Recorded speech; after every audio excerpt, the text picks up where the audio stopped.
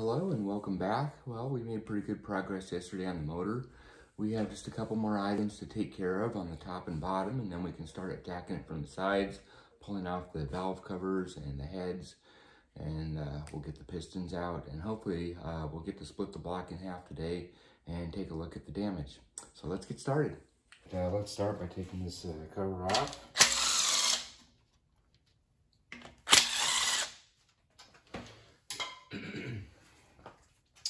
And let's get the oil pickup tube off.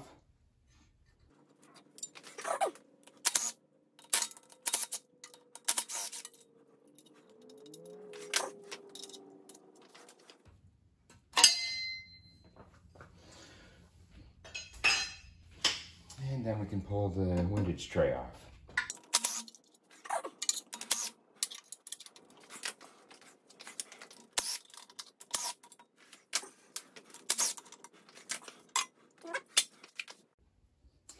Take the oil fill tube off.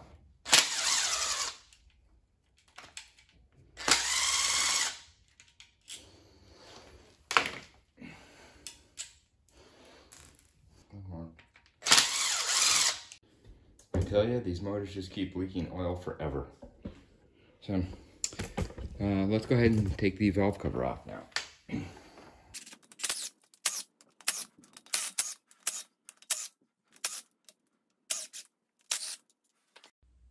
Okay, before we can pull the valve cover, we're going to have to remove this oil feed tube for the ABCS.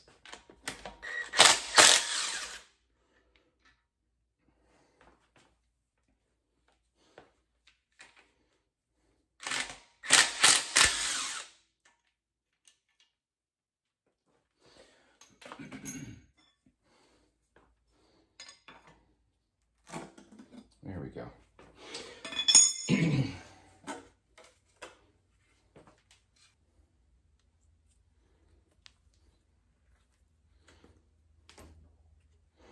I'll pull off the gasket material here.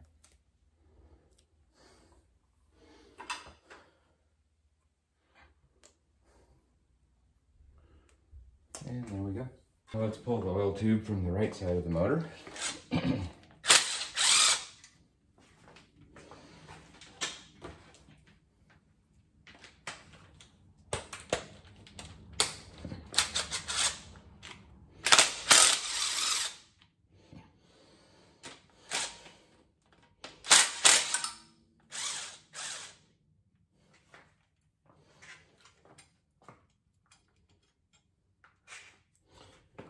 And just be careful when you pull these off, these copper washers, you don't want them falling down into the motor.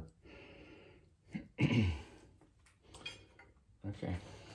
Now let's pull the right side valve cover off.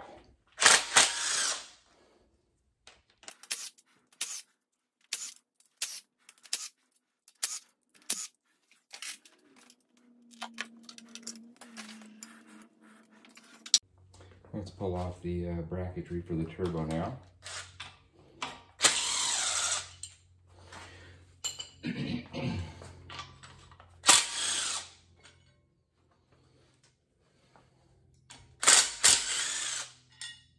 Before pulling the cam caps, it's important that you know which ones go where, because they do need to go back into the exact same location.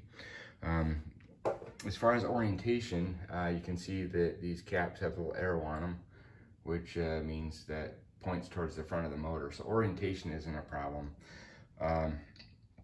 But you definitely want to make sure that, you know, the intake cap goes back on the intake and the exhaust goes back on the exhaust. These are also labeled, see the E there, the 3E. So that means exhaust, and the one up here is 3I. So it's pretty easy to remember where these go. And of course the front part, the caps are built into this whole assembly here. So you're not going to screw up there. The only thing that I'm somewhat concerned with is if you move one of these exhaust caps to the other side. These on the right side begin with a 3. I'm not sure what it represents, but if you look, this is cylinder number 3. It's 1, 3 on this side and 2 and 4 on the other side. So just remember 3 goes on to the right side. And then on the other side, it begins with a 4. And so we'll know that the ones that begin with a 4 go on to the left side of the motor. Okay, as you can see that the cams have to come off before we can pull the heads, simply because the head bolts are buried here underneath the cams. And then also, when we pull the cams off, you can see that these ride down here onto the bucket lifters. Kind of difficult to see here. But each one of those bucket lifters will have a different thickness to ensure that we have the same valve lashing for all the cams. So anyway, definitely before you ever remove any of these, mark them. When I label them, I like to put 3 different letters on them to indicate the position of them. For instance, this first one here on the right side, this is cylinder number 1. So I would label it R for right, 1 for cylinder 1, and I for intake. And just do the same for all, and then you'll be sure that they go back where they belong. Well, you live and you learn. One thing that I just noticed, I thought I'd share with you, is that how I mentioned that each of these caps have numbers on them. These are ending in 347. That corresponds to the number that's actually stamped into the head itself there. So if for any reason you do misplace these, you'll know which head they go on to. Just to be on the safe side, I like to untorque these in the opposite order in which they're torqued. When these are torqued on, they start in the center here and then work their way out. So when I loosen them, I like to do just the opposite and do it in small sequences too. I'm not sure if this is essential, but better safe than sorry.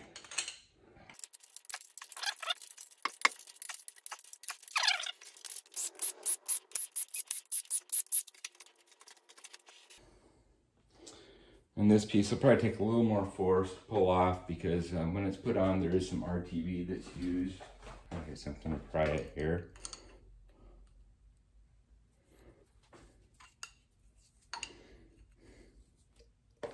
There we go.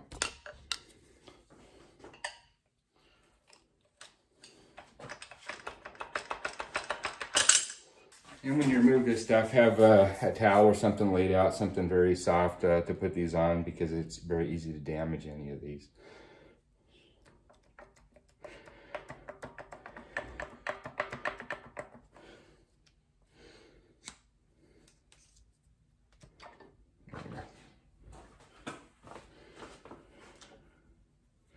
We'll seal off and then just lift the cams out.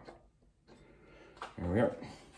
And as soon as you get the cams pulled out, this would be the perfect time to label these bucket lifters before they fall out and you lose track. So I have to just clean the oil off of them and get a Sharpie out and start labeling.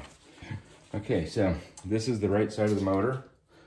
This is cylinder 1.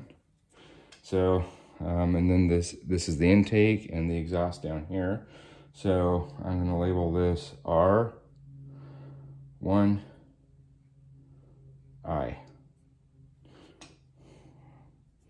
R2I, R3I, R4I.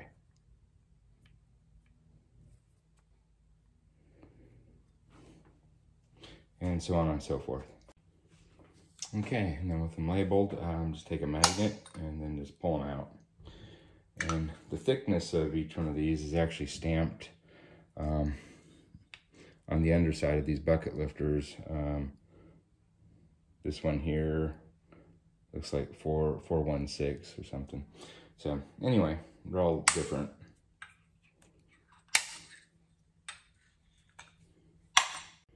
Now with everything out of the way, we can now see the head bolts. There's 6 of them on each side. And kind of do the same procedure here. I'll untorque them in the opposite order in which they're torqued.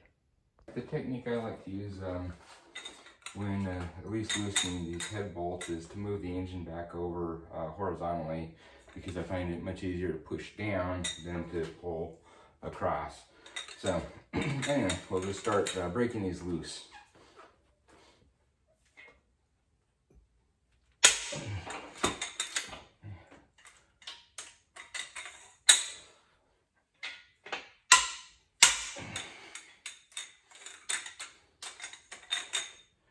going in the opposite order in which they're torqued on.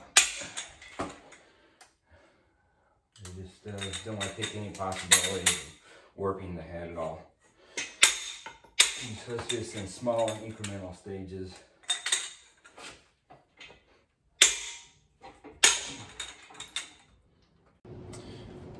Now that all the bolts are loose, I went back up into the vertical so I don't have to worry about the head falling off.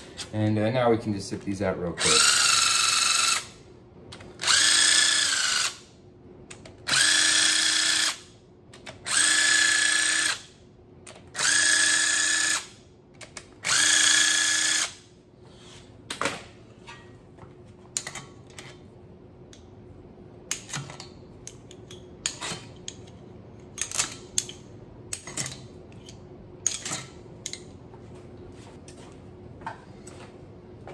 Okay, hopefully this will have a lift right off, and it did.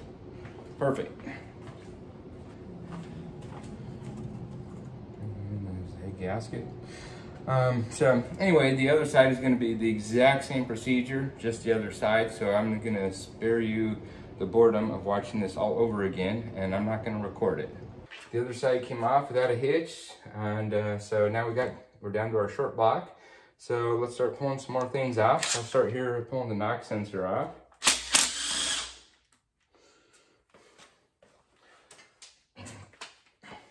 And then let's go ahead and pull the water pump now.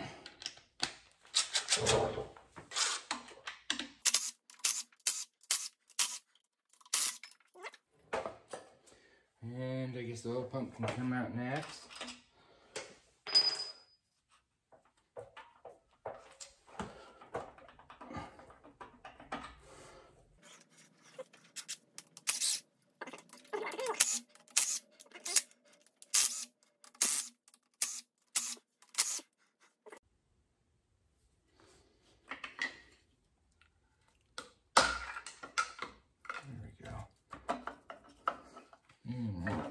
Sure. Let's pull off this front bracket here.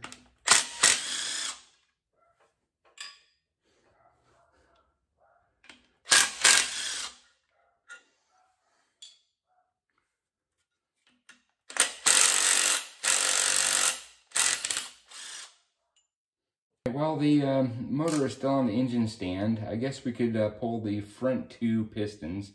This is a really weird configuration. These boxer engines are totally different. But the way that this is done is they give you two little access ports here, and you have to actually remove the wrist pin for the piston and then push the piston out first. And you have to do that on all four before we can split the block in half. So anyway, behind these are 14 mm Allen head caps. Subaru really likes to make good use of Allen heads. We'll pull these off, and this is going to give us the access to the wrist pins.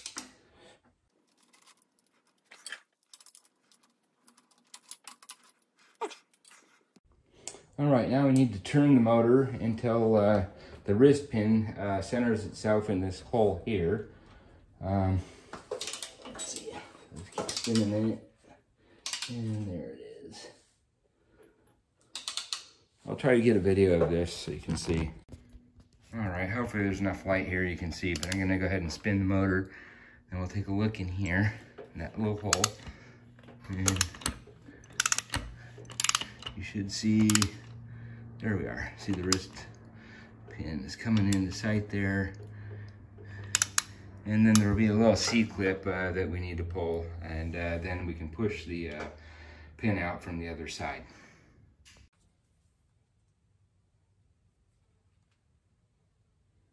There we go. Yep, there it went. Yeah. Anyway, you can see it's just a little C-clip like so. All right, I've transferred the remainder of the engine over to a table, and that way it'll give me access to the back side of the motor here. I'll be able to pull the flywheel off, and then also good access to both sides of the motor to be able to push those wrist pins out.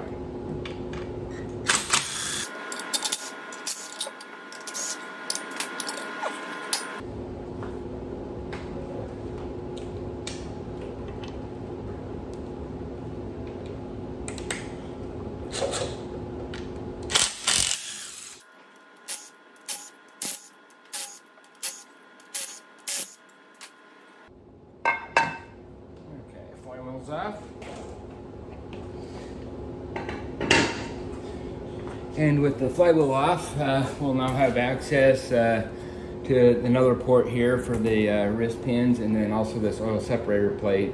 And behind that is another access port for the wrist pins. So we'll pull these off next.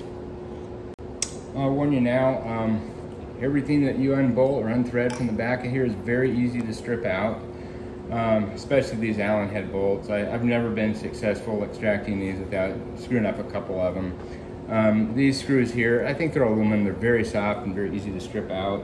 What I found works great is this Husky bit, number 3/8 inch drive.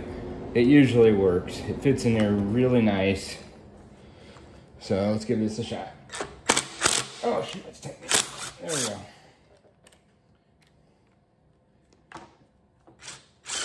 Okay, great. No issue there. These, I'll probably strip one or two out. I've never been successful.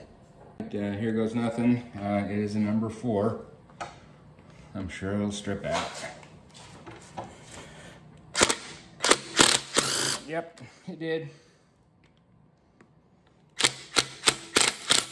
Okay, that one came out.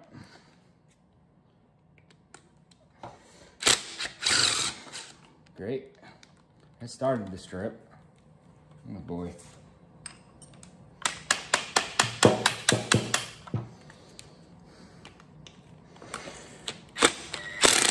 Stripped. Came out.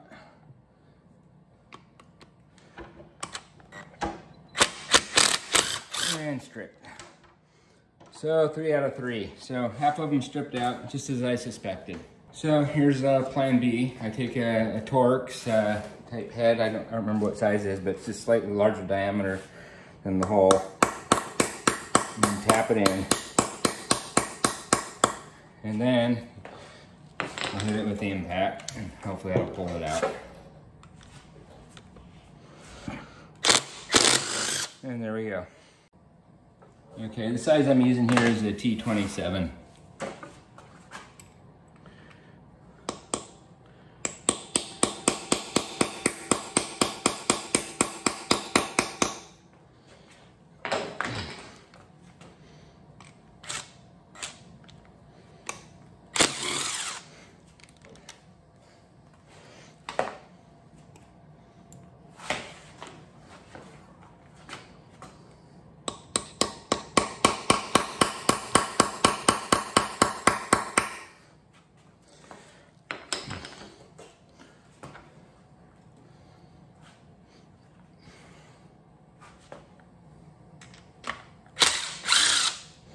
Go.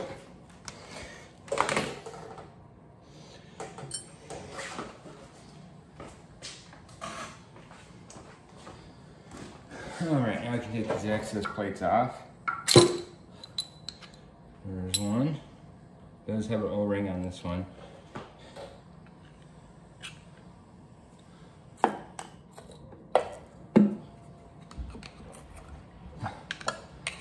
These are TV'd into place. Okay, and then there's the oil separator. All right, now we have access to another Allen head for the wrist pin, and this one's already open, so we can just start pulling those out.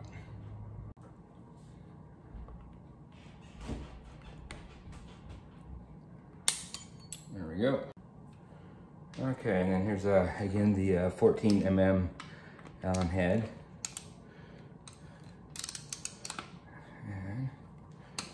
There we go.